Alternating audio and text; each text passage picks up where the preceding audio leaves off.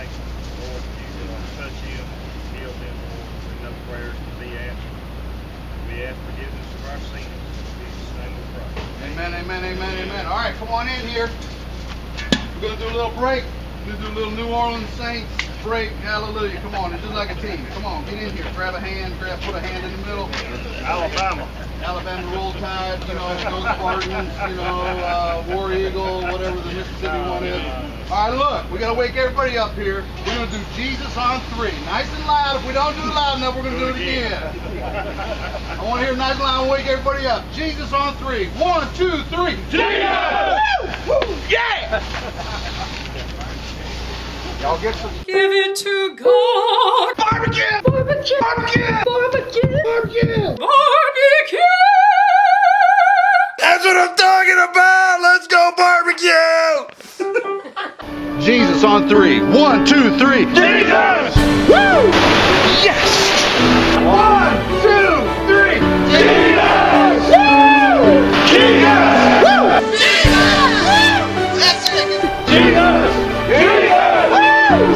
That's what I'm talking about. Jesus! Jesus! Jesus! Jesus!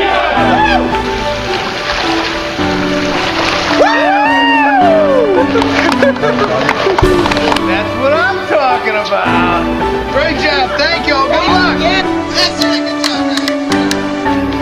As I'm drawing closer, I know it's there, part of the great design. We're gonna need a bigger boat.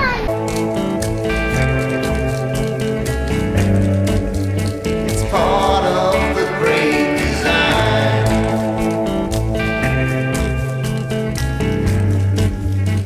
Part of the great design. Hey, look, this is Joey from Red Eye Smokers. Him and Jay won last week in Columbus. Look, he's got protective glasses on. Bifocals like you need. And the reason he has them on is because he's building his parsley box. He's a little afraid of the parsley box exploding in his face, and so he has. Okay, for my Wisconsin buddies, Michigan guys, look, we're doing a potluck here, Tim, and we're doing Louisiana, Mississippi. We're in Mississippi. We're in Mississippi and Alabama style. So we got we got the regular stuff like salsa and stuff like that, but we got some roadkill. We got squirrel. We got gopher.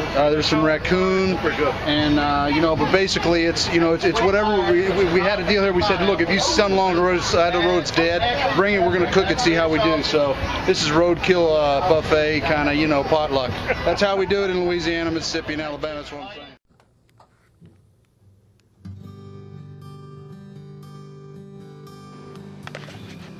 Well, good morning. How y'all doing?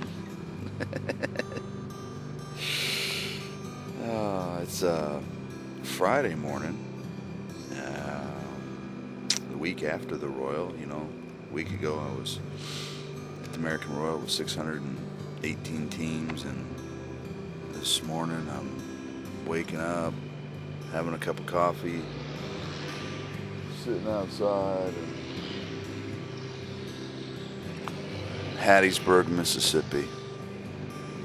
Gonna have a little 26-25 team contest in a beautiful little park, and it's just gonna be a great event. And I've been thinking this week about moments and where we are in our lives, and doing that self-introspection,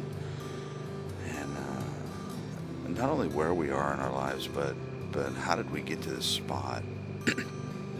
And I think what brought it to highlight was me thinking about America and the whole issue of abortion and selling body parts and all that, and I put a post up and I said, you can go down the path of history, and when people look back at this time in American history, how could you not compare it to Nazi Germany?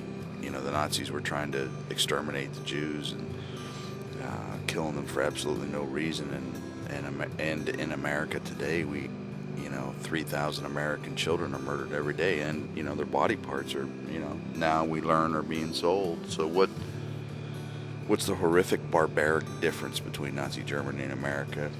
Nothing. In that regard, nothing, as far as God sees it. But it's interesting how it's so acceptable and it's so okay, and so you take that position there, you understand that's where we're at, and they say, well, how did we get here? How did this happen? It's almost like a ship, sailing on the ocean, and it's 1 degree off course, and that 1 degree off course is gonna land that ship 100, 200 miles away from its target when it eventually gets there. And I think America's been 1 degree off for a while, and subtly and slowly and fundamentally transforming. To quote an idiot that said that,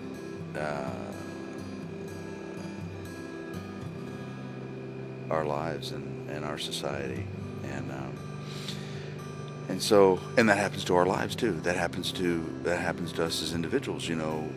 We're making decisions all the time, and we could be like 1 degree off, and then all of a sudden, we stop and we say, where am I, and how did I get here? How am I living in this situation? How am I with the people that I'm with? How am I in the relationships, the job?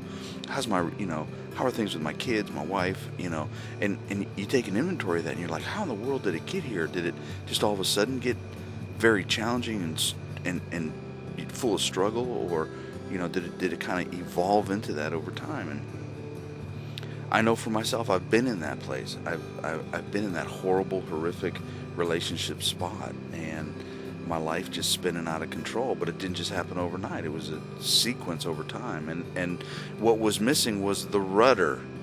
Just like on a ship, what was missing for me was the rudder, and that rudder for me is Jesus Christ. That rudder for me is His Word and reading the Bible. Every day I get up in the morning, first thing, or one of the very first things that I do, I open it up and I read, and I read. I have a Bible in a year, and I read whatever scriptures, Old Testament, New Testament, Proverbs, Psalms for that day, and it's really like it just kind of keeps keeping me on that path and keeping me on that straight and narrow, because it's so easy to get on the wide, broad, and destructive, and that's what we got to be careful of, and I just want to encourage you that you didn't just get to a spot by accident. There's been a sequence of events and decisions and happenings that got you to where you are, and if that's good, I guarantee you Jesus is behind it. And if it's struggling, I guarantee you Jesus maybe hasn't been there as much as Jesus needs to be. So it's real simple. If you're where you're at, Jesus, thank you, Jesus. If you're not where you're at, Jesus, help me. So Jesus is the answer. It's my simple way of saying, give it to God. What are you waiting for? Because in a year, what's going to be different in your life? Without Jesus or with Jesus? Those are two different worlds. So surrender your life to God. Give Him your whole heart. And God bless you.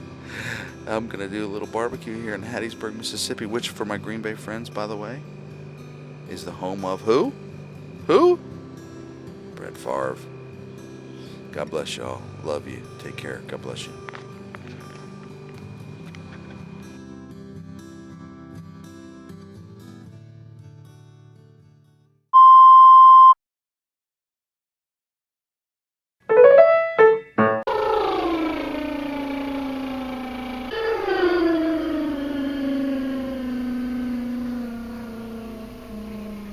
That was one of the weirdest things I ever just heard. Give it to God, BBQ! That's what I'm talking about! Let's go barbecue!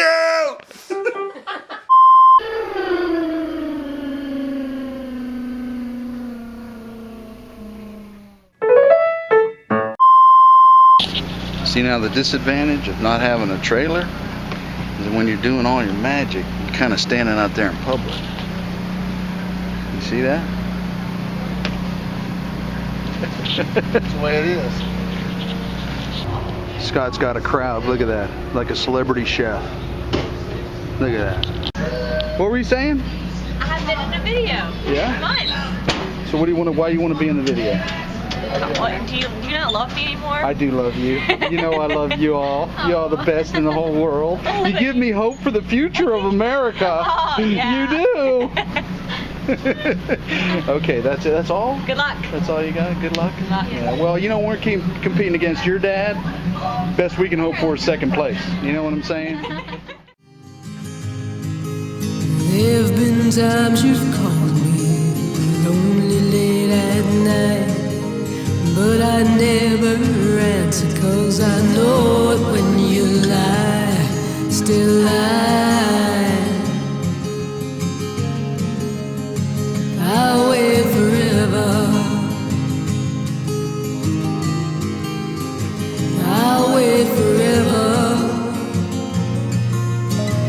It's really all that I can do, and I'll wait forever,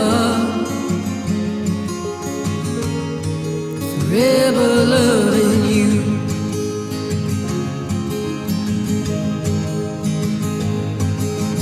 There may come a day when you feel that you can't stand, and I'll be there to catch you, carry you across the sea.